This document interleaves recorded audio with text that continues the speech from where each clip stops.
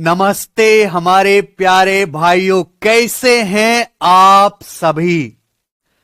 आज प्यारे भाइयों हम एडवांस मैथ की नई कक्षा शुरू कर रहे हैं आप लोगों के लिए। ठीक है बच्चों, आपको पता है कि आप सभी के एग्जाम में अर्थमेटिक मैथ्स पूछा जाता है, नंबर सिस्टम भी सभी एग्जाम में आता है। एडवांस मैथ में अकेला एक ऐसा चैप्टर है मेंसुरेशन, जो आपके पेपर में बिना किसी भेदभाव के प्रचुर मात्रा में पूछा जाता है। चाहे वो स्टेट का एग्जाम हो, चाहे आप रेलवे का कोई पेपर दें, और खासकर जो अभी एसएससी के पेपर हो रहे हैं उनमें तो मेंसुरेशन को भगवान बना दिया गया है। यानी किसी चैप्टर के सबसे ज्यादा सवाल आ रहे हैं। तो आपका सिलेबस जल्दी खत्म हो, कम टाइम में आपको ज्यादा से ज्यादा कंटेंट मिले मेरे प्यारे भाई, आपके ऊपर बर्डन ना हो ज्यादा, इसलिए मैं आपकी एडवांस मैथ की एक्स्ट्रा क्लास लगवा रहा हूं आज से। तो अब आपकी क्लास 2 स्लॉट में होगी। कमेंट हटा दो केशव। एक स्लॉट में आपका अर्थमेटिक मैथ चल रहा है ऑलरेडी, और दूसरे स्लॉट में आज हम शुरू करने वाले हैं एडवांस मैथ का चैप्टर मेंसुरेशन 2D। क्लियर है बच्चों? मेंसुरेशन 2D या क्षेत्रमिति। ठीक है भाई, अगर हम इस चैप्टर की बात करें तो मेनली हमको यहां पर 4 चीजें पढ़नी है। केशव,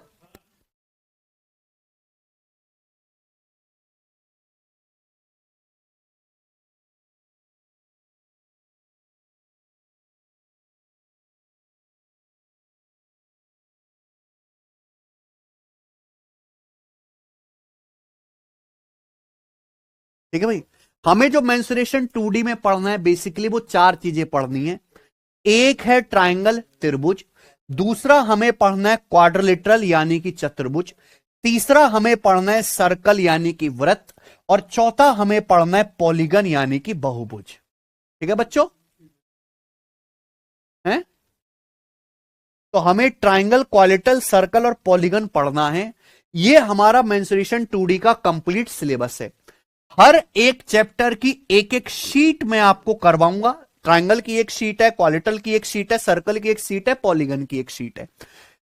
और प्यारे बच्चों, इस चैप्टर में मैं आपको 200 से ज्यादा क्वेश्चंस कराऊंगा। 200 से ज्यादा सवाल ट्रायंगल के, क्वाड्रिलेटरल के, सर्कल के, पॉलीगन के होंगे। ठीक है बच्चे?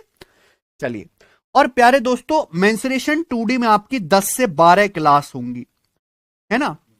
पहले 7 से 8 क्लास में ही हो जाता था, लेकिन अब क्लास ज्यादा लेंगे क्योंकि इसका ये चैप्टर बहुत लोकप्रिय हो गया है, बहुत फेमस हो गया, बहुत ज्यादा आने लगा है पेपर में। ठीक है बच्चों? क्लियर है? अगर हम इसके पेपर में वेटेज की बात करें तो मेंसुरेशन 2D का एक से 2 क्वेश्चन आपके पेपर में आएगा। ठीक है बच्चों? वो 1 से 2 क्वेश्चन किसी से भी आ सकता है, वो ट्रायंगल, सर्कल से भी हो सकता है, या क्वाड्रिलेटरल से, या पॉलीगन से। इन चारों में से किसी से भी 1 से 2 सवाल आपके पेपर में आएगा। ये इसका वेटेज है। सबको हमारी बातें समझ में आ गई? मेंसुरेशन 2D के बारे में हम लोग आज से पढ़ने वाले हैं। ठीक है बच्चों? चलो, तो देखिए, मेरा पढ़ाने का तरीका तो आप जान ही चुके होंगे। शीट मैंने सबसे पहले हम क्या पढ़ेंगे? त्रिभुज। त्रिभुज की कंप्लीट शीट बना के मैंने लेटेस्ट सारे सवाल उसमें अपडेट करके पहले ही बैच में अपलोड करा दिए। ठीक है बच्चों? देखिए, क्योंकि मुझे मेंसुरेशन 2D बहुत मन से पढ़ाना है, ये चैप्टर हर एग्जाम में आता है, तो मुझे इस तरह का पढ़ाना है कि आप किसी भी एग्जाम की मेंसुरेशन के सवालों को कर पाओ। तो लेटेस्ट पिछले 4-5 सालों में स्टेट एग्जाम में, रेलवे के एग्जाम में, एसएससी के एग्जाम में जितने भी मेंसुरेशन के अलग अलग क्वेश्चन पूछे गए, मैंने सबको कंपाइल करके जो है शीटें तैयार की हैं। ठीक है ना? तो आपको बिल्कुल यहां पे अपडेटेड सवाल करने को मिलेंगे। ठीक है बच्चे? पढ़ाने का तरीका ये होगा कि हमने अपनी टीम के साथ बैठ के ये जो कंप्लीट चैप्टर है इसकी थ्योरी की पीपीटी पहली बनवा ली है। आप देख रहे हो, ये पीपीटी बाइलिंगुअल है, इंग्लिश और हिंदी दोनों भाषाओं में है। तो मैं आपको पहले इन पीपीटी के माध्यम से क्या बताऊंगा? सारे कॉन्सेप्ट बता दूंगा। ठीक है बच्चों? और फिर हम उस पर जो है टाइप वाइज टाइप सवालों को करेंगे। क्लियर है प्यारे बच्चों? आप बोलोगे हाँ जी सर। शुरू करते हैं मेंसुरेशन 2D। पहले यह जानिए कि मेंसुरेशन है क्या। मेंसुरेशन को हिंदी में कहते हैं क्षेत्रमिति। देखो, दुनिया में कई तरह की आकृति हैं। जब हम किसी आकृति के गुणों, उसके गुण, उसकी क्वालिटी के बारे में चर्चा करते हैं तो वो टॉपिक होता है ज्योमेट्री। जब हम किसी आकृति या उसकी फिगर की साइज, उसकी शेप, उसके बनावट, उसके परिमाप, उसके रंग रूप के बारे में चर्चा करते हैं तो गणित की वो ब्रांच कहलाती है मेंसुरेशन। समझ में आया बच्चों? तो ये ज्योमेट्री मेंसुरेशन में फर्क है। ज्योमेट्री में हम किसी भी फिगर या आकृति की क्वालिटी, उसकी विशेषता के बारे में चर्चा करते हैं। मेंसुरेशन में हम उस फिगर की, उसका रंग रूप, आकार, साइज, क्षेत्रफल, एरिया, पेरीमीटर, बनावट के बारे में चर्चा करते हैं। क्लियर है बच्चों? देखिए, इस चैप्टर को पढ़ने से पहले कुछ आपको बेसिक कॉन्सेप्ट, कुछ आपको बेसिक परिभाषा आनी चाहिए। सबसे पहले आपको समझना है डायमेंशन, या हिंदी में क्या कहते हैं मेरे दोस्तों? हिंदी में कहते हैं विमाएं। सबसे पहले आपको समझना है डायमेंशन, और हिंदी में कहते हैं प्यारे दोस्तों हम इसे विमाएं। डायमेंशन क्या होता है प्यारे बच्चों? देखिए प्यारे बच्चों, देखो अगर आप यहां खड़े होकर देखो तो आप किस किस दिशा में बढ़ सकते हो? आप आगे की तरफ बढ़ सकते हो, आप लेफ्ट से राइट बढ़ सकते हो मेरे प्यारे भाई, आप ऊपर से नीचे बढ़ सकते हो, है कि नहीं? तो ये सब क्या है? डायमेंशन। देसी भाषा में अगर हम इसे कहें लंबाई, चौड़ाई और ऊंचाई। आप आगे की तरफ बढ़ सकते हो एक्स एक्सिस में, आप लेफ्ट राइट चल सकते हो वाई एक्सिस, आप ऊपर नीचे कर सकते हो जेड एक्सिस। समझ में आए बच्चों? इन्हीं को हम बोलते हैं डायमेंशन। सबसे पहला आपको समझना है पॉइंट या बिंदु। आपको इस सतह दिखाई दे रही है, इस सतह पर आपने ऐसा डॉट लगा दिया। ये जो आकृति, क्या इसकी कोई लंबाई है? नहीं। क्या इसकी कोई चौड़ाई है? नहीं। क्या इसकी कोई मोटाई है? क्या इसकी कोई गहराई है? कुछ भी नहीं है। इस सतह पर एक पतला सा ये डॉट, ये क्या कहलाता है? पॉइंट। तो बिंदु जो है एक जीरो डायमेंशन फिगर है। जीरो डायमेंशन फिगर मतलब एक ऐसी आकृति जिसकी कोई लंबाई, चौड़ाई, मोटाई नहीं होती। आपको मेरी बात समझ में? आगे चलते हैं। One dimension figure, line. Line या हिंदी में रेखा क्या होता है? लाइन का मतलब है मेरे प्यारे भाई कि ये एक पॉइंट है, इसके आगे मैंने एक और पॉइंट रखा, इसके आगे एक और पॉइंट, इसके आगे एक और पॉइंट, इसके आगे एक और पॉइंट।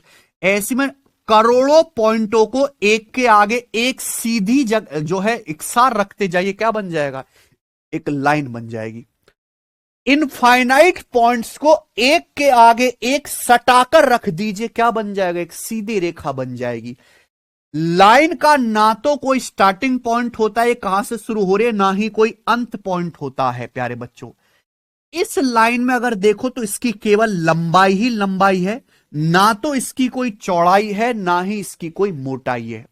तो लंबाई एक वन डायमेंशन फिगर होती है, एक ही विमा है। एक विमा मतलब लंबाई, लाइन में केवल लेंथ ही लेंथ होती है। कि जैसे ये लाइन को यहां से यहां तक नापते हैं, 9 सेंटीमीटर आया, तो इसमें क्या है? केवल लंबाई, इसकी कोई चौड़ाई या मोटाई नहीं है।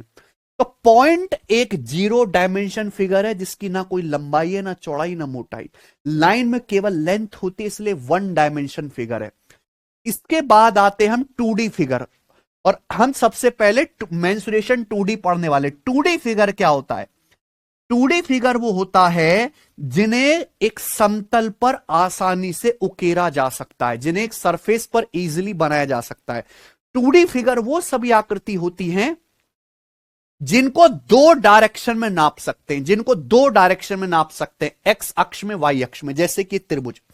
त्रिभुज को अगर आप देखो तो इस दिशा में भी त्रिभुज का कुछ ना कुछ हिस्सा आता है, और ऊपर से नीचे भी त्रिभुज का कुछ ना कुछ हिस्सा आता है।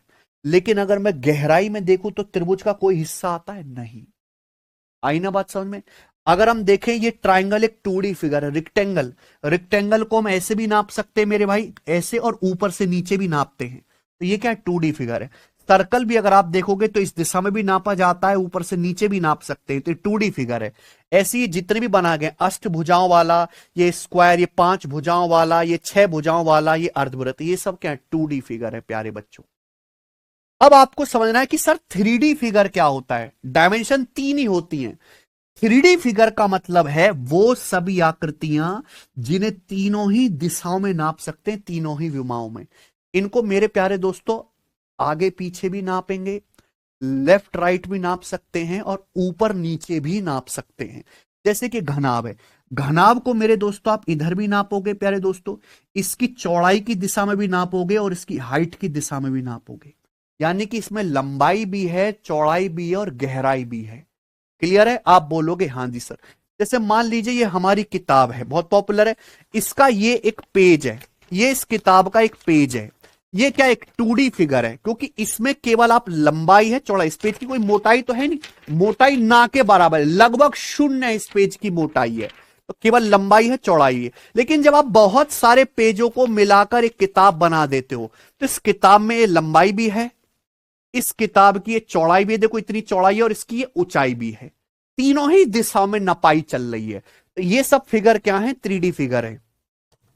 तो 2D फिगर को एक प्लेन पर आसानी से बनाया जा सकता है, 3D फिगर को प्लेन पे जो है सही तरीके से नहीं बनाया जा सकता। जैसे घन, घनाभ, शंकु, बेलन, स्फीयर, क्रिकेट की बॉल, प्रिज्म, ये सब क्या है प्यारे दोस्तों? 3D फिगर है। मुझे लगता है आपको समझ में आया होगा, अच्छी तरीके से समझ लीजिए, ठीक है बच्चे। जैसे आपकी मम्मी आपके लिए गरम गरम रोटी बनाती है, तो रोटी जो होती है सर्कल वृत्त की शेप में होती है, तो मम्मी जो आपके लिए रोटी बना रही हैं वो एक 2D फिगर है। लेकिन विराट कोहली जिस क्रिकेट की बॉल से खेल रहा है वो एक 3D फिगर है। दोनों में जमीन आसमान का फर्क है। समझ में आया ना बच्चों? आप बोलोगे हाँ जी सर बिल्कुल सही। रोटी क्या है? रोटी एक 2D फिगर है प्यारे बच्चों, सर्कल की शेप में, लेकिन मेरे भाई क्रिकेट की जो बॉल है वो एक 3D फिगर है। ठीक है प्यारे बच्चों, आप बोलोगे हाँ सर। मुझे लगता है 2D और 3D फिगर में आपको फर्क समझ में आ गया होगा, ठीक है ना जी? आप बोलोगे हाँ जी सर। तो पॉइंट 0 डायमेंशन है, लाइन में एक ही डायमेंशन होते, केवल लंबाई। 2D फिगर में मतलब है कि आप केवल लंबाई और चौड़ाई की दिशा में मापोगे, इसकी कोई गहराई या मोटाई नहीं होगी। 3D फिगर में सब कुछ होगा, लंबाई भी, चौड़ाई भी, गहराई भी, तीनों दिशाओं में आप नाप सकते हो। जैसे कि बेलन है, बेलन को ऐसे भी आप ये देखो ये बेलन है, इस दिशा में भी इसकी शेप है, ये देखो इस तरफ भी इसकी शेप है, और ऊपर से नीचे भी इसकी शेप है, तीनों दिशाओं में शेप है। तो ये 3D फिगर है। मुझे लगता है सबको मेरी बात अच्छे समझ में आई है। आगे चलते हैं प्यारे दोस्तों। हम केवल जो पढ़ने वाले हैं अभी वो केवल 2D फिगर के बारे में पढ़ने वाले हैं। नेक्स्ट, पेरीमीटर या हिंदी में होता है परिमाप। पेरीमीटर क्या होता है? किसी भी फिगर का परिमाप क्या होता है? तो पेरीमीटर का मतलब होता है, नाम में क्लियर है, पेरी मतलब चारों ओर की, मीटर मतलब माप। किसी भी आकृति के चारों ओर की जो लंबाई होती है उसका पेरीमीटर कहलाती है। किसी भी फिगर को बंद करने के लिए, क्लोज करने के लिए जो चारों ओर की लंबाई बंद करनी पड़ती है वो पेरीमीटर कहलाती है। Sum of all length of the outer boundary of any closed plane figure. किसी भी बंद समतल आकृति की बाहरी रेखा की सभी लंबाई का योग क्या है? पेरीमीटर कहलाता है। जैसे आपके सामने त्रिभुज है, त्रिभुज मतलब तीन भुजाओं से बंद आकृति। देखो ये एक भुजा, ये दूसरी भुजा, ये तीसरी भुजा, तीनों भुजाओं को जोड़ दीजिए, तीनों भुजाओं की लंबाई को क्या आ जाएगा? पेरीमीटर आ जाएगा। ये एक चतुर्भुज है, इसमें चार भुजाएं, क्वालिटल है, इसकी चारों ओर की बाउंड्री की लंबाई है भी। आप धागे से नापना शुरू करिए, नापने के धागे आते हैं ना, आप नापना शुरू करिए, तो चारों ओर की लंबाई जो आप नापोगे ये क्या कहलाएगा? इसका परिमाप कहलाएगा। इस सर्कल है, इसके चारों ओर की लंबाई नापो। आप यहां से धागे से नापना शुरू करो और ऐसे ऐसे ऐसे करके चारों ओर की लंबाई नाप लो, ये क्या आ जाएगा? इस सर्कल का पेरीमीटर। तो यहां पे हम बात कर रहे हैं बंद आकृति की। कोई भी बंद आकृति की चारों ओर की लंबाई का जो योग होता है वो उसका पेरीमीटर या हिंदी में परिमाप कहलाता है। तो पेरीमीटर कुछ भी नया नहीं है, पेरीमीटर एक तरह की लंबाई ही है। पेरीमीटर क्या है? लंबाई ही होता है। और पेरीमीटर को या तो हम सेंटीमीटर में नापते हैं या मीटर में नापते हैं। पेरीमीटर को हम लोग या तो सेंटीमीटर में नापते हैं बच्चों, या मीटर में नापते हैं। देखो पूरी दुनिया को पता है कि नापने के इंसान ने कुछ तरीके निकाल रखे हैं। तो प्यारे बच्चों, 1 मीटर जो लंबाई है वो 100 सेंटीमीटर लंबाई के बराबर है। 1 मीटर बराबर 100 सेंटीमीटर। 1 किलोमीटर जो लंबाई है वो 1000 मीटर के बराबर। 1 किलोमीटर का मतलब होता है 1000 मीटर। 1 किलोमीटर का मतलब 1000 मीटर। अगर 1 मीटर में 100 सेंटीमीटर होते हैं, अगर आप मीटर की जगह 100 सेंटीमीटर रख दोगे तो 1000 गुणा 100, ये क्या आ जाएगा बेटा? ये आ जाएगा प्यारे भाई इकाई, दहाई, सैकड़ा, हजार, 10,000। ठीक है बच्चों, 1 लाख क्या आ जाएगा? 10 की ये आ जाएगा 1 लाख सेंटीमीटर या 10 की पावर 5। ठीक है बच्चे, तो 1 मीटर जो होता है वो 100 सेंटीमीटर के बराबर होता है। 1 किलोमीटर 1000 मीटर के बराबर होता है या 10 की पावर 5 सेंटीमीटर के बराबर है। आप बोलोगे जी सर हम आपकी बात को अच्छी तरीके से समझ रहे हैं, कोई भी यहां पे प्रॉब्लम नहीं है। आगे चलते हैं नेक्स्ट। अब आप समझिए कि क्षेत्रफल क्या होता है। क्षेत्रफल या हिंदी में एरिया।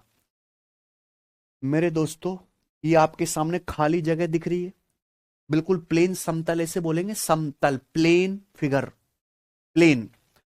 आप इसमें कोई आकृति बनाओ, आपने ये बनाया, आपको इस जगह खाली दिख रही है, आप इसमें कोई भी आकृति बनाओ, ये बनाया। तो जैसे आपने इसके अंदर ये त्रिभुज बनाया, इस त्रिभुज ने ये जगह अपने अंदर भर ली, इस त्रिभुज ने ये जगह मेरे दोस्तों घेर ली। तो कोई भी आकृति जब अस्तित्व में आती है, कोई भी 2D फिगर जब किसी समतल में घेरी बनाई जाती है, तो जितनी जगह घेरती है वो उस फिगर का एरिया कहलाती है। आई बात समझ में? जैसे खाली जगह थी, खाली दिख रहा था आपको, मैंने यहां त्रिभुज बनाया, तो जब ये त्रिभुज बनाया मैंने, तो इस त्रिभुज ने ये जगह घेर ली, पीला पीला कलर, तो जो इसने जगह घेरी है वही जगह इसका एरिया कहलाती है, क्षेत्रफल कहलाती है। आप बोलोगे हां जी सर बिल्कुल सर। तो कोई भी फिगर जब आप कहीं बनाते हो किसी समतल में, तो जितनी जगह घेरती है वो उसका एरिया कहलाती है। जैसे ये त्रिभुज बनाया तो पिंक पिंक जो है त्रिभुज का एरिया, ये सर्कल बनाया तो जो रेड कलर है ये त्रिभुज का एरिया, ये चतुर्भुज बनाया ये जो ग्रीन ग्रीन है ये क्या है? इस चतुर्भुज का एरिया है, इस आयत का क्षेत्रफल है। ठीक है बच्चों, तो पेरीमीटर एक लंबाई है, लंबाई या तो सेंटीमीटर में नापते हैं या मीटर में नापते हैं। आगे चलेगा प्यारे बच्चे, सब बच्चे ध्यान सुनेगा। एरिया किस में नापते हैं? एरिया कैसे नापते हैं? देखो, हर चीज को नापने का तरीका, इंसान वजन नापता है किलो में, लंबाई नापता है मीटर में, हर चीज को नापने का एक तरीका। एंगल नापते हो डिग्री में। ठीक है बच्चों, तो यहां पे मेरे प्यारे भाई एरिया को नापने का तरीका क्या है, ये चीज मैं आपको बता ही चुका पहले कि भाई 1 मीटर में 100 सेंटीमीटर होते हैं, 1 किलोमीटर का मतलब होता है 1000 मीटर या फिर 10 की पावर 5 सेंटीमीटर, ये मैं आपको बता चुका। मान लीजिए, ध्यान से सुनिएगा एरिया कैसे नापते हैं। आप एक ऐसा चौकोर चतुर्भुज बनाइए जिसकी चारों भुजाएं 1 मीटर हो। आप एक ऐसा चतुर्भुज बनाओ जिसके चारों कोण 90 डिग्री को, ये भी 90 डिग्री है, ध्यान सुनिएगा, ये कोण भी बच्चों 90 डिग्री है। मैं बहुत बेसिक से समझा रहा हूं, इतना बेसिक से बताऊंगा कि जितना स्कूलों में भी नहीं बताया जाता। मैं गारंटी कह रहा हूं कि मेंसुरेशन एक ऐसा चैप्टर है जो 6ठी 7वीं क्लास से स्कूलों में आता है। स्कूलों में बताते हैं 6ठी 7वीं क्लास में बच्चों को कि त्रिभुज है, ये चतुर्भुज है।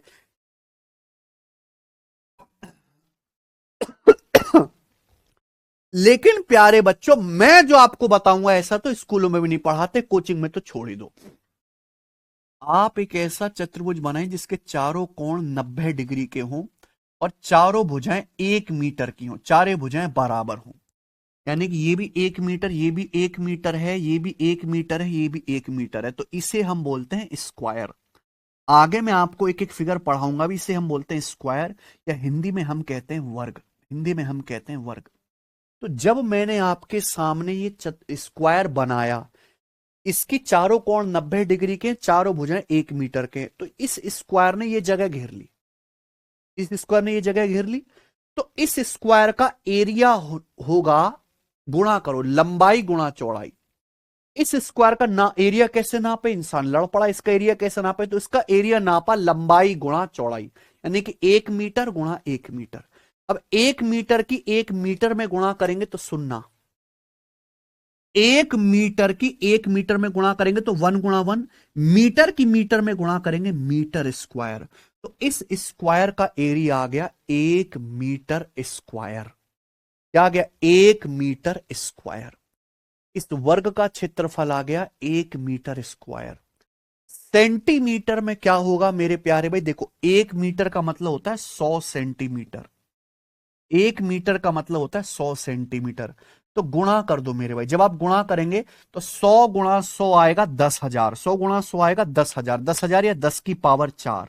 10⁴ सेंटीमीटर की सेंटीमीटर में गुणा करेंगे सेंटीमीटर स्क्वायर। यानी कि मैं कह सकता हूं कि इसका जो क्षेत्रफल है वो या तो 1 मीटर स्क्वायर है या 10⁴। 10,000 सेंटीमीटर स्क्वायर है। क्लियर है? आप बोलोगे हां जी सर। यानी कि प्यारे बच्चों, एरिया को या तो मीटर स्क्वायर में नापा जाता है या फिर सेंटीमीटर स्क्वायर में नापा जाता है। यानी कि एरिया में क्या होता है बेटा? पावर 2 होती है, पावर 2। ये फर्क है, अच्छे समझ लीजिएगा। पेरीमीटर या जब हम लंबाई की बात करते हैं तो पेरीमीटर का मतलब चारों ओर की बाउंड्री की लंबाई। तो पेरीमीटर एक तरह की लंबाई है। लंबाई या तो सेंटीमीटर में नापी जाती है या मीटर में। लेकिन एरिया लंबाई नहीं होता, एरिया होता है जगह, कि हम कोई वस्तु अगर अस्तित्व में ला रहे हैं तो उसने कितनी जगह घेरी है, वो उसका एरिया कहलाती है। तो ये एक स्टैंडर्ड है कि अगर हम एक वर्ग बनाए 1 मीटर लंबा 1 मीटर चौड़ा, चारों भुजाएं 1 मीटर है, तो उसका क्षेत्रफल 1 मीटर स्क्वायर या 10⁴ या 10,000 सेंटीमीटर स्क्वायर होगा। क्लियर है? आप बोलोगे हां जी सर, बिल्कुल सही। 1 हेक्टेयर एरिया 10,000 मीटर स्क्वायर के बराबर होता है। देखो, एरिया नापने के बहुत सारे तरीके हैं। जैसे आपके इलाके में बीघा चलता होगा, बीघा भाई कितने बीघा जमीन है, कितने स्क्वायर गज का प्लॉट खरीदा, ये सब स्टैंडर्ड नहीं है। अगर आप कोई जमीन खरीदोगे, रजिस्ट्री कराओगे जाके मेरे प्यारे भाई कागज पे, तो उस पे कागज पे जो लिखा होता है वो हेक्टेयर में लिखा होता है। हेक्टेयर एरिया नापने का एक ऐसा तरीका है जो खेत को, नदी को, है ना, बड़े बड़े एरिया नापने में इस्तेमाल होता है, जो पूरी दुनिया में एक जैसा है। बीघा एक ऐसा है कि बीघा उत्तर प्रदेश में किसी और साइज का, हरियाणा में किसी और साइज का है। हेक्टेयर सब जगह एक है। 1 हेक्टेयर बराबर होता है 10,000 मीटर स्क्वायर के। 1 हेक्टेयर एरिया 10,000 मीटर स्क्वायर के बराबर होता है। 1 हेक्टेयर एरिया की वैल्यू 10,000 मीटर स्क्वायर एरिया के बराबर होती है। लिख लो कॉपी में। 1 हेक्टेयर एरिया 10,000 मीटर स्क्वायर के बराबर होता है बच्चों। 1 हेक्टेयर क्षेत्रफल 10,000 मीटर स्क्वायर एरिया के बराबर होता है। आगे चलते हैं, अगला कॉन्सेप्ट। तो ये एरिया है। अब आप कहोगे सर एक त्रिभुज बनाओ। हमने एक त्रिभुज बनाया, सर इस त्रिभुज का एरिया कैसे नापेंगे? तो देखो, एरिया नापने का तरीका यह है कि हम इस त्रिभुज के अंदर इस साइज के कितने स्क्वायर फिट कर सकते हैं। मान लो इस त्रिभुज के अंदर इस साइज के 20 वर्ग आ रहे हैं, तो इसका एरिया क्या आ जाएगा? 20 मीटर स्क्वायर। इस त्रिभुज के अंदर इस एरिया के 20 जो है स्क्वायर आ रहे हैं, तो इस त्रिभुज का एरिया क्या कहेंगे? 20 मीटर स्क्वायर है। ऐसे नापते हैं। क्लियर है? आप बोलोगे हां जी सर। तो सबसे पहले क्या खोजा गया? 1 मीटर स्क्वायर। एरिया क्या हो गया मेरे भाई? 1 मीटर गुणा 1 मीटर, इस स्क्वायर का एरिया। आगे चलते हैं और इस बात को बहुत अच्छे समझेगा मेरे भाई। सबसे पहले हम क्या पढ़ रहे हैं? ट्राइंगल या त्रिभुज। ध्यान सुनेगा। त्रिभुज क्या होता है या इंग्लिश में ट्राइंगल क्या होता है? 3 भुजाओं से घिरी हुई आकृति को त्रिभुज कहते हैं। 3 भुजाओं से बंद आकृति को त्रिभुज कहते हैं। 3 भुजा, एक भुजा, दूसरी भुजा, तीसरी भुजा, 3 भुजाओं से एक फिगर बंद कर दी, त्रिभुज कहलाएगा। 2 लाइन से कोई आकृति बंद नहीं होती। किसी आकृति को बंद करने के लिए कम से कम 3 भुजा चाहिए। यही क्या कहलाएगा? त्रिभुज। त्रिभुज में 3 भुजाएं होती हैं, 3 ही कोण हो, 3 ही कोने होते, 3 शीर्ष होते हैं, 3 ही अंदर के कोण होते हैं। 3 भुजाएं होंगी, 3 कोण होंगे, 3 ही वर्टेक्स, 3 ही शीर्ष, 3 ही कोने होंगे। ठीक बच्चों, आगे का जो कॉन्सेप्ट है बहुत अच्छे से पूरी ताकत से समझिए। ये कॉन्सेप्ट किसी भी 2D फिगर के लिए सत्य है, चाहे वो कोई भी हो। ये जो कॉन्सेप्ट है किसी भी 2D फिगर के लिए पूरी तरीके से सत्य है, किसी भी 2D फिगर के लिए। ध्यान से सुनिएगा, ये जो कॉन्सेप्ट है किसी भी 2D फिगर के लिए सत्य है। ध्यान से सुनिएगा बच्चों। मान लीजिए बच्चों, मैं आपके सामने एक त्रिभुज बनाता हूं। मान लीजिए प्यारे भैया, मैं आपके सामने इस तरीके से एक त्रिभुज बनाता हूं।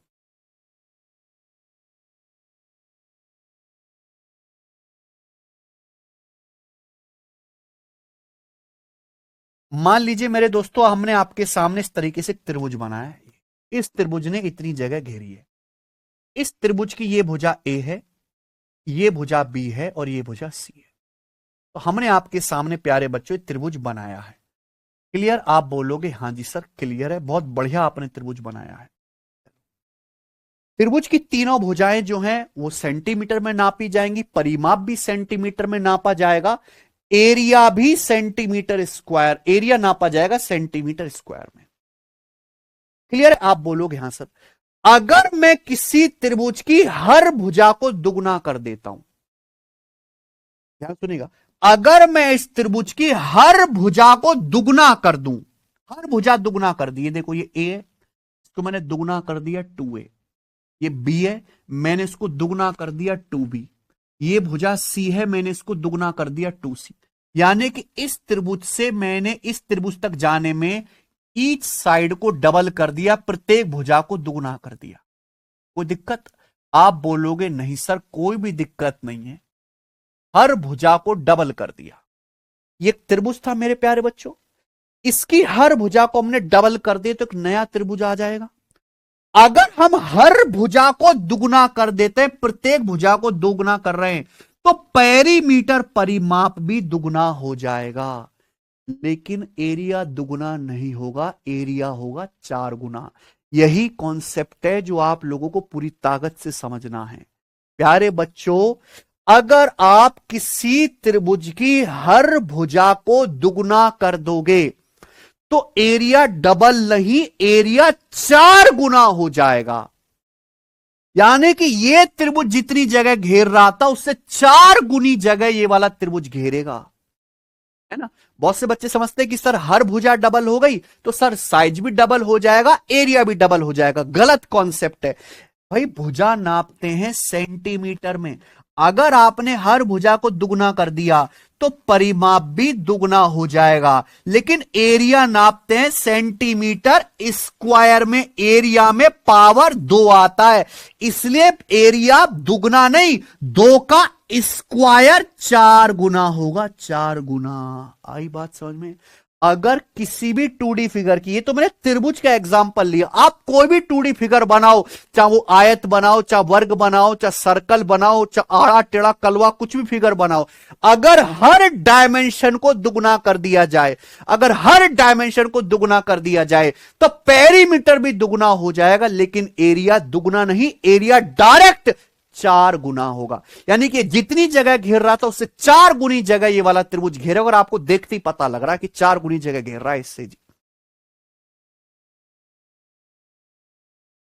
अगर किसी भी 2D फिगर की हर भुजा को दुगना कर दिया जाए, हर डायमेंशन को दुगना कर दिया जाए, तो एरिया 4 गुना हो जाएगा।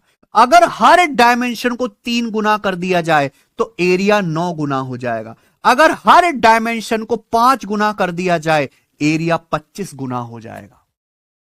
मान लीजिए मेरे प्यारे भाई एक सर्कल है, इस सर्कल की त्रिज्या x है, मैं दूसरा सर्कल बनाता हूं, इसकी त्रिज्या 3x है। तो आप बताओ सर्कल की, सर्कल में तो त्रिज्या ही रेडियस ही होता है और तो कुछ होता नहीं। अगर इस सर्कल की त्रिज्या 3 गुना कर दी है तो एरिया कितने गुना हो जाएगा? 9 गुना।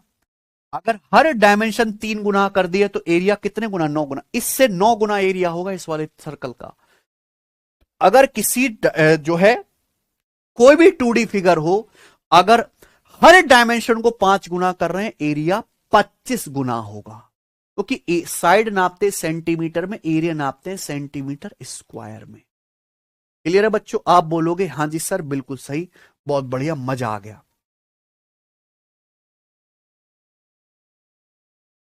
ठीक है बच्चों, आप बोलोगे सर लव यू। आगे चलते हैं। प्यारे भाई ध्यान से सुनिएगा प्यारे दोस्तों, आपके सामने 2D फिगर है, सड़ी सी 2D फिगर। क्या है बेटा? सड़ी सी है। ये आपके सामने 2D फिगर है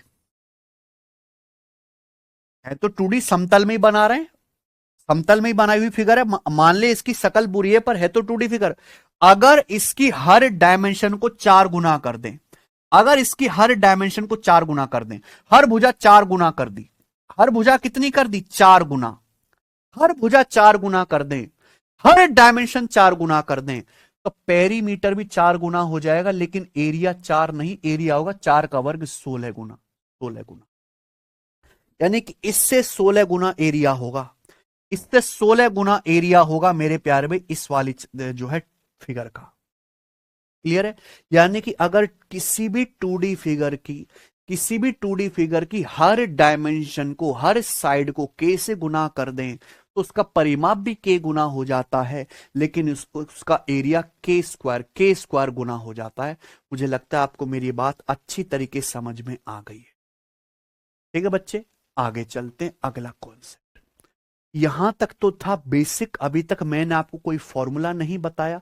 आज की क्लास का पहला कॉन्सेप्ट और पहला फॉर्मूला सब बच्चे जानेंगे मेरे भाई, त्रिभुज। मैंने बोला मेंसुरेशन 2D के 4 हिस्से, त्रिभुज, चतुर्भुज, वृत्त और बहुभुज, पॉलीगन। यहां हम ये नहीं जानेंगे कि त्रिभुज की रंग रूप विशेषता, हम यहां जानेंगे त्रिभुज का मेरे प्यारे दोस्तों त्रिभुज का एरिया परिमाप कैसे निकाला जाता है। बस ये समझना है आज की क्लास में मेंसुरेशन में। किसी भी त्रिभुज का एरिया कैसे निकालते हैं बताइए, किसी भी त्रिभुज का क्षेत्रफल कैसे निकालते हो बताओ। ध्यान से सुनेगा मेरे प्यारे भाई, त्रिभुज का एरिया निकालने के बहुत सारे तरीके हैं, ट्रायंगल का एरिया निकालने के बहुत सारे तरीके हैं, उनमें आपको सारे ही मेथड में बताऊंगा। तो पहला कॉन्सेप्ट है त्रिभुज का क्षेत्रफल बराबर 1/2 आधार गुणा ऊंचाई 1/2 बेस गुणा हाइट। ट्रायंगल का एरिया बराबर होता है 1/2 बेस गुणा हाइट। ठीक है, किसी भी त्रिभुज का क्षेत्रफल बराबर होता है 1/2 बेस गुणा हाइट 1/2 आधार गुणा ऊंचाई। किसी भी ट्रायंगल का एरिया होता है बराबर 1/2 बेस गुणा हाइट 1/2 आधार गुणा ऊंचाई। हिंदी में लिख लेंगे, ट्रायंगल को शॉर्ट में ऐसे लिख सकते हैं, ट्रायंगल का एरिया होता है 1/2 बेस गुणा हाइट। क्लियर है? अब आप कहोगे सर क्या मतलब, नहीं समझे। देखो मान लीजिए बच्चों मैं आपके सामने एक त्रिभुज बनाता हूं, मान लीजिए मैं आपके सामने एक त्रिभुज बनाता हूं, ये मैंने आपके सामने त्रिभुज बनाया। तो बच्चों इस त्रिभुज में 3 भुजाएं हैं, इस त्रिभुज में जो है 3 साइड है। मान लीजिए मैं मानता हूं त्रिभुज की ये वाली साइड है ए, मान लीजिए त्रिभुज की ये वाली साइड है ए, ये भुजा ए है। तो इस भुजा के सामने वाला वर्टेक्स या सामने वाला शीर्ष क्या है? ये। तो इस सामने वाले शीर्ष से इस त्रिभुज के ऊपर एक ऐसी लाइन डालो जो यहां पे 90 डिग्री के कोण पर जाके मिले, तो ये क्या कहलाएगा? ये इस त्रिभुज की हाइट कहलाएगी। क्लियर है बच्चों? आप बोलोगे हां जी सर।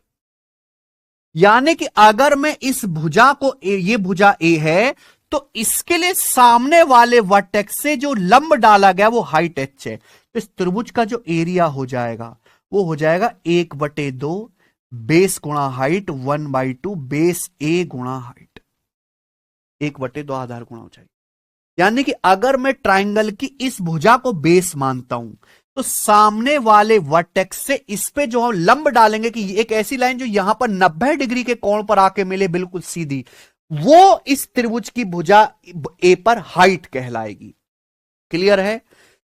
हाइट का मतलब यह होता है मेरे प्यारे बच्चों देसी भाषा में यहां पर कि त्रिभुज किन 2 रेखाओं के बीच बना है। जैसे इस त्रिभुज की हाइट एच है, इसका मतलब यह है कि त्रिभुज एक लाइन ये है और इसी के समांतर ये लाइन ये है। त्रिभुज इन दोनों समांतर रेखाओं के बीच बना हुआ है। इन दोनों समांतर रेखाओं के बीच की जो दूरी है वही क्या है? त्रिभुज की हाइट है। समझ में? तो हाइट का मतलब है कि त्रिभुज किन 2 लाइन के बीच में बना हुआ है। मान लीजिए त्रिभुज ऐसे है, ऐसे, आप कहोगे सर इसकी हाइट क्या होगी? तो अगर मैं इस भुजा को ए मानता हूं, ये ए मानता हूं, तो इसकी हाइट क्या होगी? भाई इसको आगे बढ़ाओ, आगे बढ़ाओ, सामने वाले वर्टेक्स यहां लंब डालेंगे, ये इस त्रिभुज की हाइट आ जाएगी। हाइट का मतलब है कि ये जो त्रिभुज है इन दो लाइनों के बीच में बना, इस वाली लाइन और इस वाली लाइन के बीच में त्रिभुज बना हुआ है, इन दोनों लाइनों के बीच की जो दूरी है, ट्रेन की पटरियां हैं, ट्रेन की पटरियां कभी नहीं मिलती, उनके बीच की दूरी बराबर रहती है, इन दोनों लाइनों के बीच की जो दूरी है वही क्या है, त्रिभुज की हाइट। तो अगर किसी त्रिभुज की 3 भुजाएं हैं तो 3 भुजाओं के ऊपर 3 हाइट होती है। अब मान लीजिए मेरे प्यारे भाई ये त्रिभुज है, ठीक बच्चों, मैं इस भुजा को मानता हूं कि त्रिभुज की ये भुजा बी है, ये भुजा बी है, क्लियर है? आप बोलोगे हाँ जी सर। तो सामने वाला वर्टेक्स ये है, इस भुजा के सामने वाला वर्टेक्स ये है, इस वर्टेक्स से सामने वाली भुजा पर लंब डालोगे तो ये इस त्रिभुज की भुजा बी के ऊपर हाइट हो जाएगी, ये इस त्रिभुज की भुजा बी के ऊपर हाइट हो जाएगी। यानी कि अगर ये भुजा बी है, इस भुजा पर हाइट कितनी है प्यारे दोस्तों, ये एच डैश है। तो त्रिभुज का एरिया क्या आएगा, 1/2 बी गुणा एच डैश। क्लियर है? तो किसी ट्राइंगल की 3 साइड होती हैं, उन तीनों साइड के ऊपर 3 ही हाइट होते हैं। त्रिभुज की 3 भुजाएं, उनके ऊपर 3 हाइट। क्लियर है? आप बोलोगे सर मस्त क्लियर हो रहा है, ऐसा ही क्लियर करवाते रहना। तो किसी भी त्रिभुज का क्षेत्रफल होता है 1/2 आधार गुणा ऊंचाई, 1/2 बेस गुणा हाइट। मान लीजिए मैंने आपके सामने ये ट्राइंगल बनाया, ट्राइंगल है ए बी सी, ये त्रिभुज है ए बी सी, इसके कोनों के नाम है। ये जो वर्टेक्स ए है, शीर्ष ए, इसके सामने की भुजा स्मॉल ए, ये जो वर्टेक्स बी है इसके सामने की भुजा स्मॉल बी, ये जो वर्टेक्स सी है इसके सामने की भुजा स्मॉल सी। ये वर्टेक्स ए के सामने की भुजा स्मॉल ए, वर्टेक्स बी के सामने की भुजा स्मॉल बी, वर्टेक्स सी के सामने की भुजा स्मॉल सी। तो ट्राइंगल की 3 साइड है, स्मॉल ए, स्मॉल बी, स्मॉल सी। ठीक है बच्चों? तो इस ट्राइंगल की 3 हाइट भी होंगी। ये साइड, ये अगर मैं भुजा ए को बेस मानता हूं तो सामने वाले वर्टेक्स से इस भुजा पर परपेंडिकुलर डालोगे तो इस ट्राइंगल की हाइट आ जाएगी h1। ये ट्राइंगल की हाइट है h1। तो त्रिभुज का एरिया, एरिया को हम ऐसे डेल्टा, इसे बोलते हैं डेल्टा, डेल्टा से डिनोट करते हैं। त्रिभुज का एरिया आ जाएगा 1/2 बेस ए गुणा h1, 1/2 बेस ए गुणा h1। आप बोलोगे हां जी सर बिल्कुल सही, 1/2 बेस ए गुणा h1। अगर मैं भुजा बी को बेस मानता हूं तो सामने वाले वर्टेक्स से लंब डालेंगे, 90 डिग्री के कोण पर मिले तो त्रिभुज की हाइट आ जाएगी h2। तो त्रिभुज का एरिया आ जाएगा 1/2 बी गुणा h2। त्रिभुज का एरिया 1/2 बी गुणा h2। अगर प्यारे बच्चों में भुजा सी को बेस मानता हूं तो सामने वाला शीर्ष जो है सी है, यहां से लंब डालेंगे, ये त्रिभुज की तीसरी हाइट आ जाएगी h3। तो त्रिभुज का एरिया 1/2 सी गुणा h3, 1/2 सी गुणा h3। मेरे भाई तीनों हाइट एक ही जगह पर काटती हैं, इसे बोलते हैं ऑर्थो सेंटर या हिंदी में लंब केंद्र। क्या बोलते हैं? लंब केंद्र। जहां त्रिभुज की तीनों हाइट एक ही जगह काटेंगी उस बिंदु को ऑर्थो सेंटर या हिंदी में लंब केंद्र कहा जाता है। तो देखो त्रिभुज का एरिया कहीं से भी निकालो, किसी भी बेस को पकड़ के त्रिभुज का एरिया निकाल सकते, एरिया बराबर ही आएगा। तो त्रिभुज का एरिया होता है 1/2 बेस ए गुणा हाइट h1, 1/2 बेस बी गुणा हाइट h2, और 1/2 अगर भुजा सी को बेस मानते हैं तो गुणा हाइट h3। क्लियर है? आप बोलोगे हां जी सर क्लियर है। अगर आप यहां से देखो, अगर मैं a गुणा h1 की वैल्यू निकालूंगा, a गुणा h1 क्या आ जाएगा बच्चों इसकी वैल्यू, a गुणा h1। अगर मैं a गुणा h1 की वैल्यू निकालूंगा तो 2 की यहां पे गुणा हो जाएगी 2 डेल्टा, 2 गुणा डेल्टा। अगर मैं b गुणा h2 निकालूंगा 2 की यहां गुणा हो जाएगी 2 गुणा डेल्टा। मैं c गुणा h3 निकालूंगा 2 की उधर गुणा हो जाएगी 2 गुणा डेल्टा। यानी कि मैं कह सकता हूं कि a गुणा h1 बराबर b गुणा h2 बराबर c गुणा h3 होता है। भाई त्रिभुज का एरिया क्या है? 1/2 बेस b गुणा हाइट h2। अगर मुझे ये निकालना है तो 2 की यहां गुणा कर देंगे ना 2 डेल्टा। यानी कि प्यारे बच्चों किसी भी त्रिभुज की भुजा और उसके ऊपर हाइट की गुणा बराबर आती है। किसी भी त्रिभुज की भुजा और उसके ऊपर हाइट, भुजा ए के ऊपर हाइट h1 है, इसकी गुणा, त्रिभुज की भुजा बी है उसके ऊपर हाइट h2 है, इनकी गुणा, ट्राइंगल की साइड सी है उसके ऊपर हाइट h3, इनकी गुणा क्या है? बराबर। किसी भी ट्राइंगल का बेस और उसके ऊपर हाइट का प्रोडक्ट सेम होता है, इक्वल होता है। किसके बराबर होता है? ट्राइंगल के एरिया का दुगुना। अब प्यारे बच्चों एक बात बताइए, जब मैं आपके सामने एक त्रिभुज बनाता हूं, तो जब मैंने त्रिभुज बनाया तो ये फिक्स हो गया कि ये त्रिभुज इतनी जगह घेर रहा है। जब मैंने त्रिभुज बनाया तो ये फिक्स है, त्रिभुज इतनी जगह घेर रहा है। त्रिभुज का एरिया फिक्स है मेरे प्यारे। अगर आप कोई भी ट्रायंगल बनाएंगे तो उसका एरिया फिक्स है। उस एरिया के निकालने के तरीके अलग हो सकते हैं, लेकिन एरिया तो बराबर ही आएगा। यानी कि मैं कह सकता हूं ए गुणा H1 बराबर बी गुणा H2 बराबर सी गुणा H3 बराबर है 2 डेल्टा। और डेल्टा क्या? डेल्टा मतलब ट्रायंगल का एरिया, और ट्रायंगल का एरिया फिक्स नंबर है, यानी कि ये एरिया का दुगुना है। तो ये क्या होगा? कांस्टेंट। क्या होगा? कांस्टेंट, एक फिक्स नंबर होगा। यानी कि किसी भी त्रिभुज की साइड और उसके ऊपर हाइट, इनका प्रोडक्ट, इनका गुणनफल हमेशा सेम होता है, बराबर होता है। और बच्चों मैंने आपको परसेंटेज चैप्टर पढ़ा दिया है हर एक को। परसेंटेज चैप्टर में मैंने बताया कि अगर दो संख्याओं की गुणा सेम है तो एक संख्या जिस अनुपात में होती है दूसरी उसके उल्टे अनुपात, रिवर्स रेशियो में होती है। अगर किसी ट्रायंगल की साइड और उसके ऊपर हाइट की गुणा फिक्स नंबर आता है, यानी कि ट्रायंगल की साइड और उसकी हाइट का जो रेशियो होगा वो एक दूसरे का रेसिप्रोकल होगा मेरे दोस्तों, रिवर्स होगा, उल्टा होगा। क्या आपको मेरी बात समझ में आ गई है? ये बहुत इंपॉर्टेंट है। यानी कि अगर त्रिभुज की हाइट ए बी सी के ऊपर, सॉरी, अगर त्रिभुज की साइड ए बी सी के ऊपर हाइट H1 H2 और H3 है, तो हाइट का जो रेशियो होगा H1 H2 H3 वो क्या होगा? ट्राइंगल की साइड के रेशियो का उल्टा होगा, 1/a ratio 1/b ratio 1/c। तो किसी ट्राइंगल की तीनों हाइट का जो रेशियो होता है वो साइड के रेशियो का, भुजाओं के रेशियो का उल्टा होता है। ये बच्चों, किसी ट्राइंगल की हाइट का जो रेशियो होगा वो साइड के रेशियो का, भुजाओं के रेशियो का उल्टा होगा। कि दो संख्याओं की गुणा अगर सेम है तो एक संख्या जिस अनुपात में होगी दूसरे उसके उल्टे अनुपात में होगी। या हम ऐसे भी कह सकते हैं कि साइड का जो रेशियो होगा ट्राइंगल की, A ratio B ratio C, वो त्रिभुज की तीनों हाइट, ए के ऊपर हाइट H1 है, बी के ऊपर हाइट H2 है, सी के ऊपर हाइट H3 है, तीनों हाइट के रेशियो का रिवर्स होगा। आप बोलोगे जी सर ई तो मक्खन की तरह समझ गए।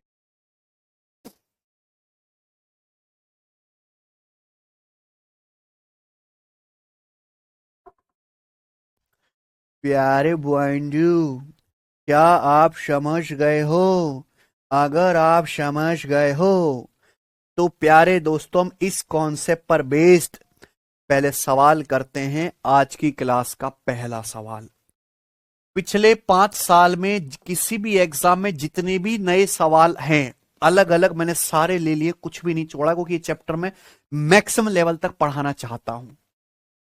यदि किसी शहर का नक्शा 0.2 सेंटीमीटर से 1 किलोमीटर के पैमाने पर खींचा जाता है तो 22,500 किलोमीटर क्षेत्रफल वाले, 22,500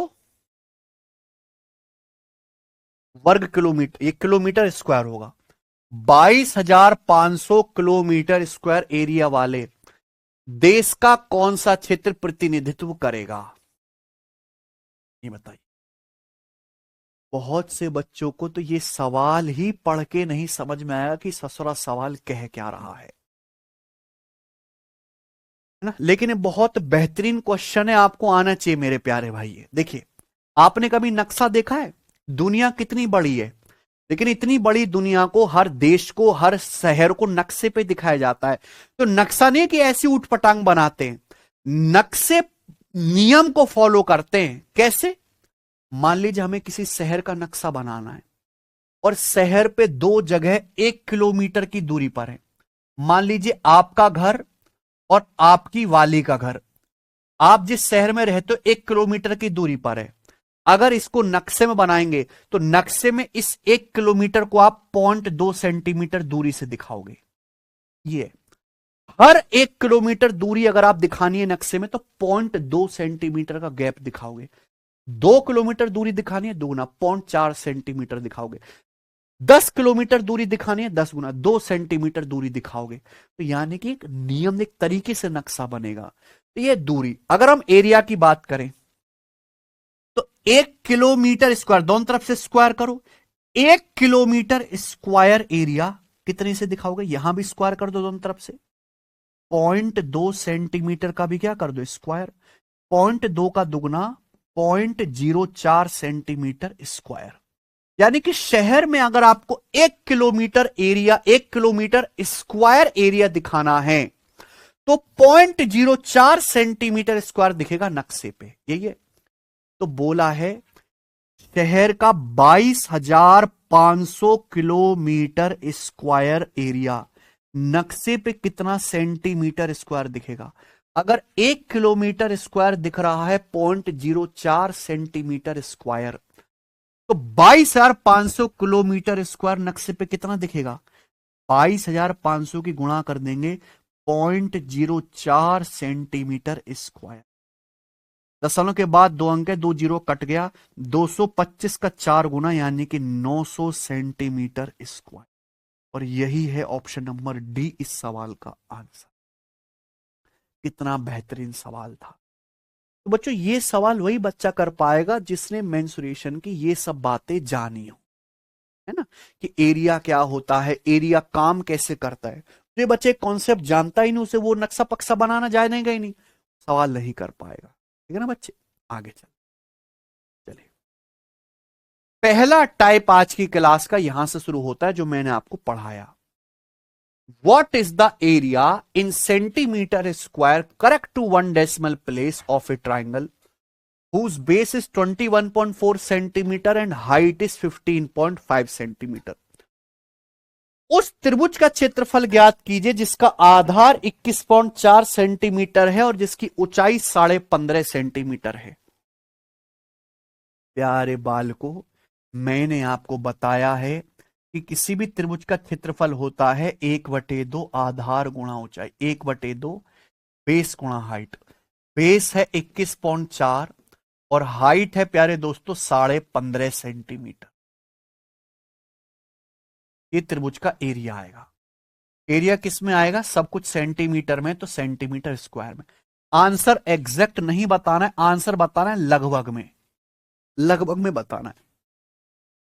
तो 2 से देखो ये आसानी से कट जाएगा, 2 से काटेंगे तो ये आ जाएगा 10.7, 2 एकम 2, 10.7। अब आप गुणा करो, देखो जब आप गुणा करोगे तो कैसे गुणा होगी, पहले आप 15.5 की 10 में गुणा करो। 10.7 का मतलब होता है 10 + 0.7, इसकी आप 15.5 में गुणा करो, ये होता है गुणा करने का तरीका। तो पहले बच्चों आप 15.5 की 10 में गुणा करो, 15.5 की 10 में गुणा करेंगे 155 प्लस, फिर आप 15.5 की 0.7 में गुणा करो। वैसे तो 15 सत्ते 105 होता है, 15 सत्ते 105, 10.5 या हल्का सा ज्यादा आ जाएगा 11, तो 155 में 11 जोड़ूंगा 166, 166 के करीब आएगा मेरे प्यारे भाई। अच्छा 2 ऑप्शन काफी करीब है, ए वाला भी और सी वाला भी, पूरा कर लेते हैं।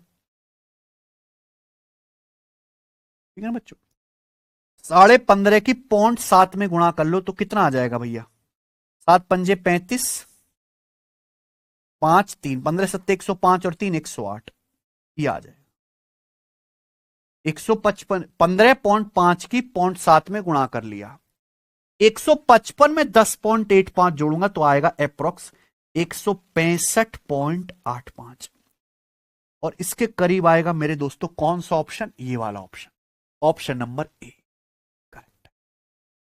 आजकल एग्जामिनर सवाल तो आसानी पूछता है लेकिन वो हर जगह जबरदस्ती कैलकुलेशन घुसाता है, हर जगह जबरदस्ती कैलकुलेशन आगे आते हैं। अगला सवाल है प्यारे बच्चों आपके सामने यहां पर तीसरा, बनाए उस त्रिभुज का क्षेत्रफल ज्ञात कीजिए जिसकी हाइट 35.5 सेंटीमीटर है और जिसका बेस ऊंचाई का 1/7 है। त्रिभुज का एरिया बताना है, त्रिभुज की हाइट कितनी है 35.5 सेंटीमीटर, त्रिभुज का बेस क्या है, त्रिभुज का जो बेस है वो हाइट का 1/7 है, हाइट है 35.7, बेस जो है हाइट का 1/7 है, तो इसका 1/7 करेंगे क्या आएगा, 7 पंजे 35, 7 एकम 7, 5.1, यानी कि बेस आ गया 5.1 सेंटीमीटर। त्रिभुज का बेस आ गया कितना हाइट का 1/7 5.1 सेंटीमीटर। क्लियर है बच्चों? आया है बेटा सवाल? तो ट्राइंगल का एरिया क्या आएगा? त्रिभुज का क्षेत्रफल आएगा 1/2 बेस गुणा हाइट। 1/2 बेस, बेस कितना है 5.1 इंटू हाइट। हाइट कितना है प्यारे दोस्तों यहां पर? 35.7 सेंटीमीटर। हाइट कितनी है? 35.7 सेंटीमीटर स्क्वायर। बताइए, क्लियर है? बताओ बच्चों, क्या आंसर आएगा इस सवाल का? मुझे जल्दी से करके बताएं। देखो, इस सवाल के ऑप्शंस बहुत दूर दूर हैं। तो जब सवाल के ऑप्शन बहुत दूर दूर है तो आपको एग्जैक्ट कैलकुलेशन की जरूरत ही नहीं। अप्रोक्स करो भाई, ये 85 है, ये 91 है, ये 80 है, ये 81 है। आप ये देखो ये कितना है? ये लगभग 35.7 है, लगभग 36 है। कितना? ये 36। ये लगभग कितना है? 5। तो 36 की अगर 5 में गुणा करेंगे तो आएगा 180। 180 को 2 से भाग करेंगे तो जो आंसर आएगा वो 90 के करीब आएगा, है ना? देखो, अगर आप 35 की भी 5 में गुणा करेंगे 175, 35 की भी 0.1 में गुणा करेंगे 3.5, ये लगभग 36 है। 36 की ये 5 में गुणा करेंगे 180, 180 का आधा लगभग 90। तो जो भी आंसर आएगा 90 के करीब होगा और इसके करीब एक ही ऑप्शन है, बी। ये बच्चों, आप 35 की 5 में गुणा करो, 35 पंजे 175, 35 की 0.1 में गुणा करो 3.5, है ना? फिर 0.7 की भी गुणा करो इसमें, तो ये लगभग 180 हो गया। 180 का आधा लगभग 90 के करीब, बी ऑप्शन आंसर है। ऐसे करना होता है बेटा गुणा टुकड़ों में। ये बताइए, एक त्रिभुज का क्षेत्रफल 1470 सेंटीमीटर स्क्वायर है। इस ट्राइंगल का बेस, इसकी हाइट, इस ट्राइंगल का आधार, उस आधार के संगत ऊंचाई का 3/5 है। ट्राइंगल की हाइट क्या होगी? बताइए। Area of triangle is 1470 centimetre square. Base of triangle is 3/5 of the height of corresponding to that base. एक ट्राइंगल का जो बेस है, उस बेस के ऊपर जो हाइट खींची जाती है, उस हाइट का 3/5 है। तो ट्राइंगल की हाइट क्या है भैया? मैंने मान लिया कि माना ट्राइंगल की हाइट एच है, माना ट्राइंगल की हाइट एच है। सवाल में क्या कह रहा है? सवाल कह रहा है कि त्रिभुज का जो बेस है उसकी हाइट का 3/5 है। तो बेस क्या आएगा? हाइट का 3/5, यानी कि 3/5 एच आ जाएगा बेस। भाई त्रिभुज का बेस हमने क्या मान लिया? त्रिभुज की हाइट हमने एच मान ली। सवाल कह रहा है त्रिभुज का जो आधार है वो संगत ऊंचाई का 3/5 है, हाइट का 3/5 बेस है। ट्राइंगल की हाइट पूछिए, सवाल सॉल्व। ट्राइंगल का एरिया क्या होता है? 1/2 बेस गुणा हाइट। बेस क्या है? बेस है 3/5 ऑफ हाइट इंटू हाइट हमने एच माना है। सवाल में क्या दिया है? त्रिभुज का एरिया 1470 सेंटीमीटर स्क्वायर इक्वल कर दी। ऐसे टुच्चे टुच्चे सवाल आते हैं पेपर में, आप देखते हो पता नहीं क्या हुआ है। 3 से कितनी बार चला जाएगा? 3 चौक 12, 3 हम 27, 490। ये एच गुणा एच क्या आ जाएगा? H square. तो एच स्क्वायर बराबर आएगा क्रॉस मल्टीप्लाई, 2×5 = 10, 10 की मल्टीप्लाई करेंगे तो 4900। दोनों तरफ से हम अंडर रूट लेंगे तो हाइट आ जाएगी 70। तो हाइट 70 सेंटीमीटर आ गई त्रिभुज की, डी ऑप्शन। ठीक है बच्चे, आगे चलते हैं। अगला सवाल ये बनाएंगे, दिल्ली पुलिस कांस्टेबल का सवाल। एक ट्राइंगल का एरिया 122 सेंटीमीटर स्क्वायर है। इसकी एक साइड की लंबाई 28 सेंटीमीटर है। ट्राइंगल की इस साइड पर विपरीत शीर्ष से खींचे गए लंब रेखाखंड की लंबाई देखो। ये ट्राइंगल है, इसकी भुजाएं 28, सामने वाले शीर्ष पे इस पे जो परपेंडिकुलर डालेंगे, बेसिकली यही ट्राइंगल की हाइट होता है। क्या बोला है? त्रिभुज की इस भुजा, भुजा मतलब 28 सेंटीमीटर पर सामने विपरीत शीर्ष से जो हम लंब डालते हैं, लंब, उसकी लंबाई बतानी, यानी कि त्रिभुज की हाइट बतानी है। किसी त्रिभुज की साइड पर सामने वाले शीर्ष से जो परपेंडिकुलर डाला जाता है, जो लंब रेखाखंड डाला जाता है, वही क्या है? त्रिभुज की हाइट होती है। तो यार इससे आसान सवाल तो पूरी दुनिया में है नहीं। त्रिभुज का एरिया क्या है? 1/2 बेस 28 और इसके ऊपर हाइट बतानी है। ये कितना है बेटा? 182 सेंटीमीटर स्क्वायर है एरिया। 2 से 28 14 बार जाएगा। 14 से आप इसको काटोगे कितनी बार जाएगा? 14 कम 14 और 4 14 42 13।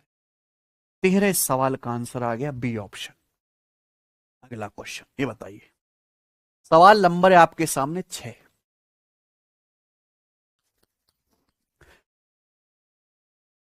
एक ट्रायंगल के बेस की लंबाई इसकी हाइट से 3 सेंटीमीटर कम है। Length of base of triangle is 3 centimetre smaller than the length of its altitude. Altitude बोले, हाइट बोले, परपेंडिकुलर बोले, एक ही बात है। एल्टीट्यूड का मतलब भी ट्रायंगल की हाइट ही होता है, लिख लो चाहे कॉपी में, है ना। तो एक ट्रायंगल का बेस उसकी हाइट से 3 सेंटीमीटर कम है। अगर ट्रायंगल का एरिया 104 है तो उसके बेस की लंबाई बताइए। मैंने मान लिया कि माना ट्रायंगल का बेस ए। भाई जो चीज आपसे पूछी है मैं उसी को मानूंगा।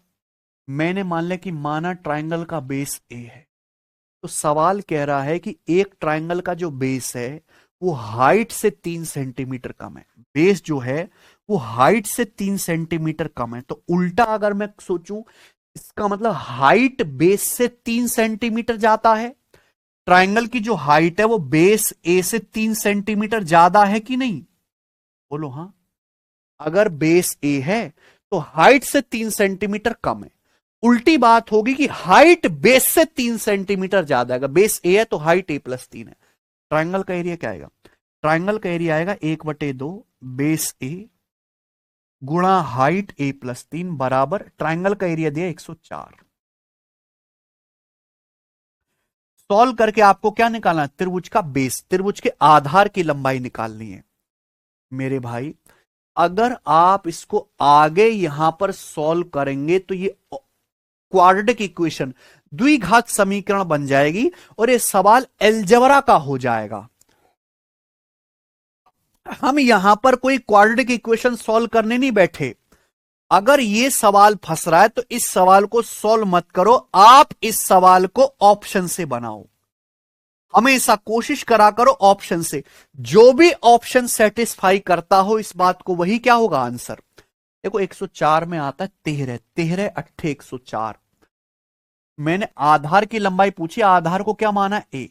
अगर मैं पहला ऑप्शन आंसर मानता हूं 13, ये माना ट्राइंगल का बेस 13 है, तो हाइट कितनी होगी? 13 प्लस 3 16, क्योंकि बेस जो है हाइट से 3 सेंटीमीटर कम है, हाइट 3 सेंटीमीटर ज्यादा है बेस से।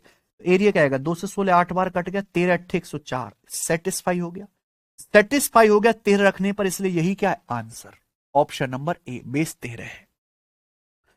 कैसे बनाया सवाल? ऑप्शन से, ना कि सॉल्व किया हमने। आगे चलते हैं, सवाल नंबर है 7, बनाइए।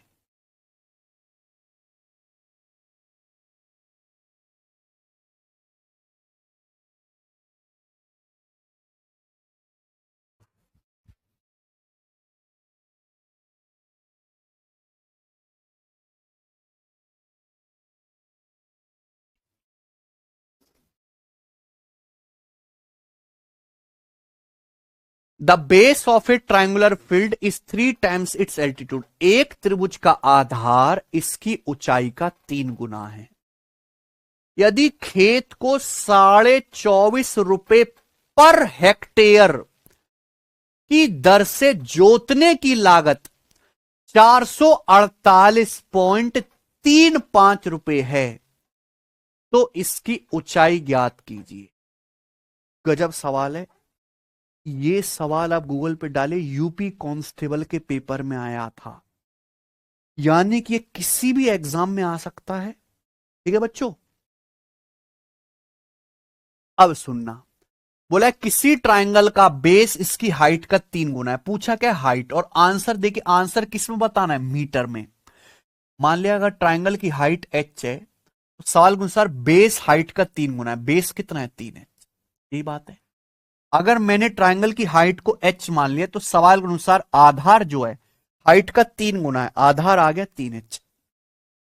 इस सवाल में ट्राइंगल का एरिया दिया ही नहीं है, आपको ट्राइंगल का एरिया निकालना पड़ेगा। देखो आप ना, ये त्रिभुजाकार क्षेत्र है, खेत है, ये एक त्रिभुजाकार खेत है। इस खेत को अगर आप जोतते हो तो 1 हेक्टेयर को जोतने का खर्चा आता है 24.4 रुपए 1 हेक्टेयर को। 1 हेक्टेयर, अगर आप 1 हेक्टेयर एरिया को जोतोगे तो 1 हेक्टेयर एरिया को जोतने का खर्चा 24.4 रुपए है। अगर पूरे खेत को जोतने की लागत है 448.35 रुपए, तो इस खेत का एरिया नहीं निकाला जा सकता। ये आपको दिमाग लगाना है, ये आपको लॉजिक लगाना है। देखो हेक्टेयर क्या होता है, हेक्टेयर एरिया होता है। जब आप 1 हेक्टेयर एरिया को जोतते हो तो 1 हेक्टेयर को जोतने का खर्चा आता है 24.4 रुपए। पूरे खेत को जोतने का खर्चा आता है 448.35 रुपए। तो अगर आप टोटल खर्चे को 1 हेक्टेयर के खर्चे से डिवाइड कर देंगे तो क्या पूरे खेत का एरिया नहीं आ गया हेक्टेयर में। मान लीजिए आपने एक ट्रैक्टर वाला बुलवाया खेत जोतने के लिए। ट्रैक्टर वाला कहता भाई साहब मैं 20 रुपए लेता हूं 1 मीटर स्क्वायर खेत जोतने के। 1 मीटर स्क्वायर खेत जुतवाओगे तो 20 रुपए लूंगा, यानी कि 20 रुपए पर मीटर स्क्वायर। आपने ट्रैक्टर वाले को पेमेंट किया मेरे प्यार भी 600 रुपए, तो आपने कितना खेत ट्रैक्टर चलवाया होगा, डिवाइड करो। जब आप डिवाइड करोगे तो क्या आ जाएगा, 30 मीटर स्क्वायर खेत पे ट्रैक्टर चलवाया होगा। 1 मीटर स्क्वायर का खर्चा 20 रुपए, 30 मीटर स्क्वायर का खर्चा ही तो 600 रुपए आएगा। तो यानी कि आप टोटल खर्चे को 1 हेक्टेयर के खर्चे से डिवाइड कर दीजिए तो आपको यह पता लग जाएगा कि इस खेत का एरिया क्या है। ठीक बच्चों, आप बोलोगे हाँ जी सर। दशमलव, देखो यहां एक जीरो बढ़ा लो, दशमलव से दशमलव कट जाएगा। ये आया हेक्टेयर में, जबकि हमको एरिया नाप, आंसर तो मीटर में बताना। 1 हेक्टेयर का क्या मतलब है, 1 हेक्टेयर का मतलब है 10,000 मीटर स्क्वायर। तो हेक्टेयर की जगह 10,000 मीटर स्क्वायर लिख दीजिए। ये खेत का एरिया आ गया। This is the area of खेत, जो किसमें है, मीटर स्क्वायर में। आ गया बच्चों। अच्छा यहां पे आपको दिया है कि त्रिभुजाकार क्षेत्र है, हाइट इसका आधार ऊंचाई का 3 गुना है। तो त्रिभुज का क्षेत्रफल क्या होगा, त्रिभुज का क्षेत्रफल होगा 1/2 बेस गुणा हाइट, 1/2 आधार 3h है, इसकी हाइट h है। बराबर कर दिया मैंने, इक्वल कर। यही वो कैलकुलेशन है जो आपको करनी है। ठीक है बच्चे, 0 से 0 कट जाएगा। ठीक है, बताओ। देखो ये जो 244 एक सड़ा हुआ नंबर है, 244 का क्या मतलब है, 4 गुणा 61। 61 इज ए सड़ा हुआ नंबर, 61 एक अभाज्य संख्या है, कचरा संख्या। तो 61 से ऊपर नीचे कटना ही चाहिए। अगर आप 61 से काटेंगे तो 4 बार जाएगा। अगर आप 61 से काटेंगे तो 61 से कितनी बार जाएगा, 7 बार। 7 एकम 7 और 7 छिंग 42, 7 एकम 7, 7 छिंग 42, 427। 427 बचेगा कितना, 21। 213, 213 बचा। तो 61 दूनी 61 तिया 183, 61 तिया 183, ये 213 है। तो कितना बच जाएगा, 30 बच जाएगा, 305। 61 पंजे 305। 61 का पहाड़ा याद है ही आपको, 61 से आप काट लेंगे। आप बोलोगे हाँ जी सर, कोई दिक्कत नहीं। 2 से 4 2 बार और 2 से 1000 भी कट गया, 500 बार, 500 बार कट गया। 3 से आप काट सकते हैं इसको, 3 एकम नहीं, 3 दूनी 6, 3 दूनी 6, 3 चौक 12, 3 पंजे 15, 245। 245 गुणा 500। आप ये बात जानते हैं, एच गुणा एच क्या आएगा, एच स्क्वायर। एच स्क्वायर बराबर आएगा 245 की 500 में गुणा। अगर 245 की 5 में भी गुणा करें मेरे प्यारे भाई, तो ये 1200 कितना हो जाता है, 1225 डबल जीरो। क्या आएगा ना भाई, 245 का 5 गुना, 240 का 5 गुना, 1200, 5 बच्चे 25, अंडरूट लेने पर क्या आएगा, 1225 होता है 35 का वर्ग। ये 2 जीरो है, 2 जीरो का अंडरूट, 100 का अंडरूट 10, 350। हाइट आ गई 350 मीटर। यही सवाल का आंसर है, ऑप्शन नंबर बी। इसकी हाइट 350 मीटर आ गई, ऑप्शन नंबर बी। ठीक है बच्चों, आप बोलोगे हाँ जी सर बिल्कुल सही। कैलकुलेटिव सवाल है,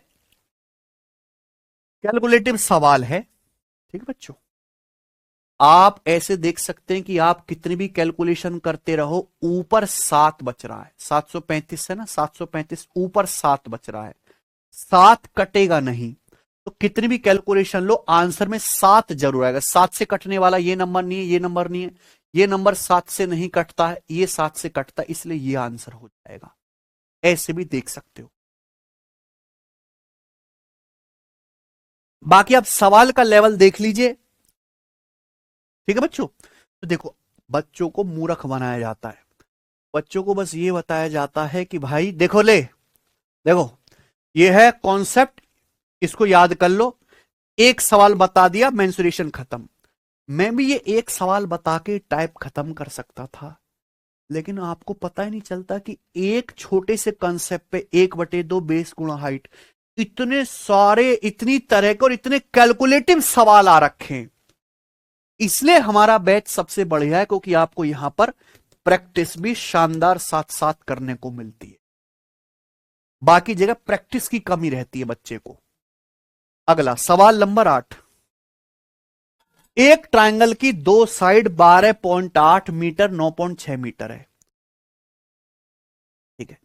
if the height of triangle is 12 metre corresponding to 9.6 metre. अगर 9.6 मीटर वाली भुजा के ऊपर जो हाइट है 12 मीटर है, तो आपसे पूछा है ट्रायंगल की हाइट क्या होगी 12.8 मीटर वाली साइड पर, 12.8 मीटर वाली भुजा पर त्रिभुज की हाइट क्या होगी।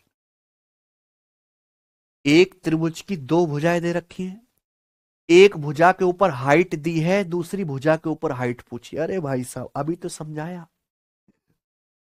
कि किसी भी ट्रायंगल के बेस और उसके ऊपर हाइट की गुणा बराबर होती है। किसी भी ट्रायंगल का बेस और उसके ऊपर हाइट का जो प्रोडक्ट है वो इक्वल होता है, बेस गुणा हाइट इक्वल होगा। भाई एक ट्रायंगल की हाइट 12.8 मीटर है, इस 12.8 मीटर वाली भुजा के ऊपर हाइट क्या होगी नहीं पता।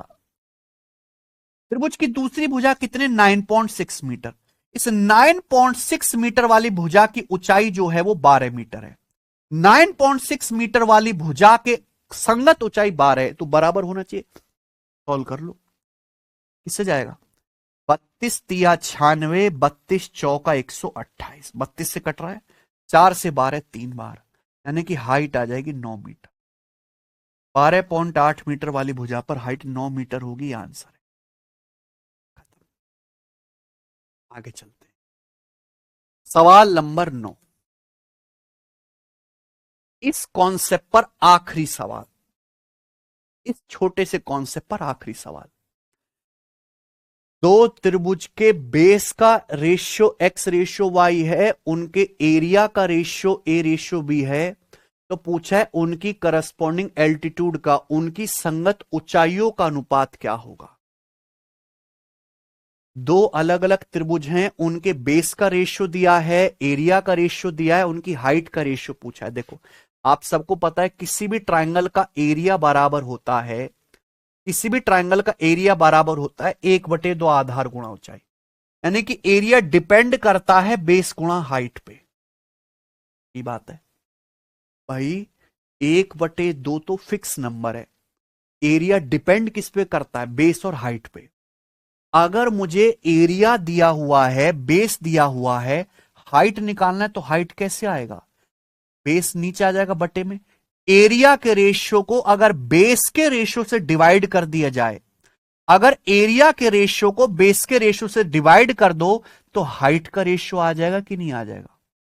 अगर एरिया के रेशियो को बेस के रेशियो से डिवाइड करो तो त्रिभुज की हाइट का रेशियो आ जाएगा कि नहीं। यहां पे दो त्रिभुज हैं, दो त्रिभुज के क्षेत्रफलों का एरिया का रेशियो कितना है, ए रेशियो बी। इन दोनों त्रिभुजों के बेस आधारों का अनुपात कितना है, बेस का रेशियो है x रेशियो y। तो एरिया का रेशियो, बेस का रेशियो। पूछा है आपसे क्या, दोनों ट्रायंगल की हाइट का रेशियो क्या होगा। तो भैया कैसे आएगा, एरिया के रेशियो को बेस के रेशियो से डिवाइड कर दो। दो रेशियो को डिवाइड कैसे करते हैं, ये कॉन्सेप्ट मैंने आपको पढ़ा रखा है। दो रेशियो को डिवाइड करने का तरीका ऐसे cross multiply, A Y ratio B की एक्स में गुणा करेंगे B X, A Y ratio B. Option number है यहां पर सी वाला करेक्ट है। हालांकि यहां ए ऑप्शन भी करेक्ट है ना, ये ए ऑप्शन भी करेक्ट है प्यारे बच्चों, या उल्टा कर दीजिए, अब ठीक हो जाएगा हमारा। कौन सा ऑप्शन हो जाएगा? सी वाला सही है। इसी के साथ ये टाइप समाप्त होता है। आज की क्लास हम यहीं तक छोड़ते हैं भाई। आपको पता है मैं ये दिन में 5वीं क्लास ले रहा हूं, और मैं वो टीचर नहीं हूं जो क्लास में खाना पूर्ति करते हैं। मैं मेहनत से पढ़ाता हूं, हम यूट्यूब पर भी पढ़ाते हैं, हम रात को भी मुझे जाके शीट्स बनानी है। मेरी एनर्जी का लेवल आप देख रहे हो, तो आप भी इस मेहनत से पढ़ो। ठीक है बच्चों, चलिए आज वार्म अप हो गया है, कल से हम प्रॉपर जो है इसको उधेड़ने की कोशिश करते हैं। केशव आओ जल्दी।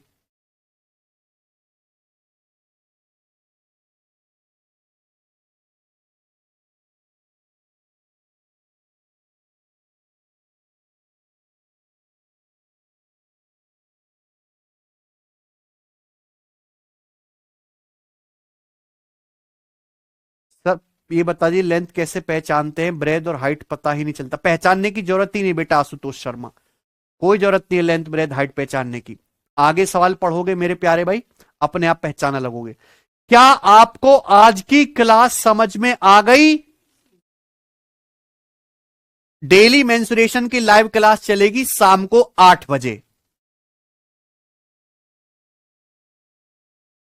क्या आपको आज की क्लास समझ में आ गई?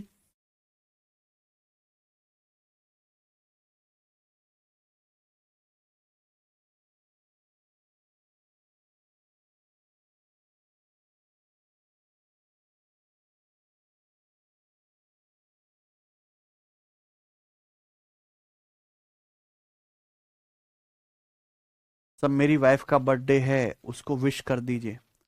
आरती जी हैप्पी बर्थडे। आप और आपके पति खुशी खुशी सुख से रहें। God bless you.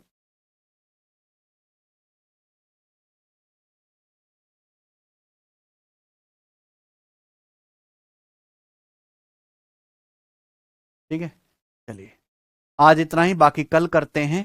बाय।